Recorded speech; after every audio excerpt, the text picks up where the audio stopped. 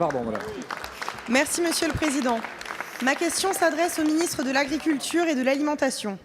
Monsieur le ministre, c'est en saluant l'éco-aventurier Julien Moreau et les élèves de l'école d'Isola 2000 qui assistent à notre séance que je souhaite citer Gandhi.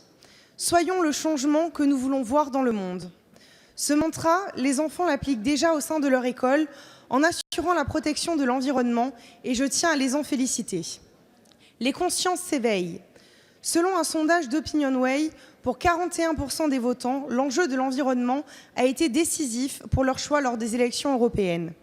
Pourtant, votre gouvernement s'apprête à diminuer significativement les aides à la conversion et au maintien des agriculteurs biologiques. En nous alignant sur le label européen, nous avons abandonné des normes qui protégeaient bien plus les consommateurs et l'environnement. Notre modèle favorise désormais les grandes enseignes au détriment des petits agriculteurs. Il est aussi moins exigeant au niveau environnemental.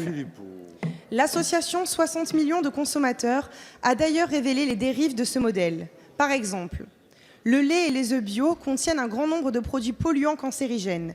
De même, certaines pâtes à tartiner bio contiennent encore de l'huile de palme. Trop d'incohérences nous empêchent à l'heure actuelle de produire réellement une agriculture saine et positive pour notre planète. On vous entend souvent dire que l'écologie n'est ni de droite ni de gauche. Elle ne semble pas en marche pour autant. Et comme nous ne sommes pas dans une opposition bête et méchante, voici quelques propositions. Aider au développement des circuits courts, comme c'est le cas dans les 163 écoles de Nice. Interdire les serres chauffées en agriculture biologique pour produire des tomates en hiver. Retravailler les normes européennes de labellisation du bio. Face à cette urgence, Monsieur le ministre, ma question est la suivante. Que comptez-vous faire pour rendre l'agriculture biologique réellement saine pour notre santé et notre planète? Allez-vous enfin tenir vos promesses envers les agriculteurs et les consommateurs afin de mieux accompagner la conversion nécessaire à la survie de notre écosystème? Je vous remercie. Merci, madame la députée. La parole est à monsieur Didier Guillaume, ministre de l'Agriculture et de l'Alimentation. Merci, Monsieur le Président, Mesdames et Messieurs les députés, Madame la députée.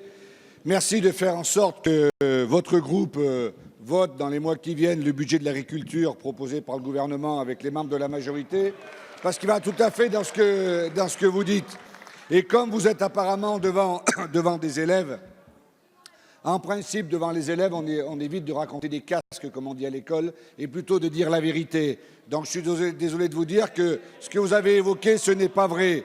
Le gouvernement continue la conversion à l'agriculture biologique et l'aide au maintien. Et je l'ai réaffirmé la semaine dernière, il n'y a aucun problème.